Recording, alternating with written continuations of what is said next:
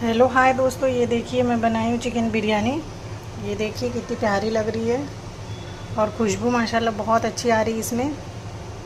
अगर आप लोग को फुल वीडियो चाहिए तो मेरे यूट्यूब चैनल पे जाइए, देखिए और आप भी ट्राई करिए। अगर आप लोग को अच्छी लगे तो कमेंट करिए, लाइक शेयर करिए, सब्सक्राइब करिए।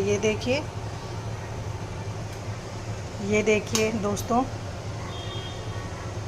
ये बहुत ही आसान है और बहुत ही जल्दी तैयार हो जाती है। इसमें बहुत ज़्यादा टाइम नहीं लगता है। बाय।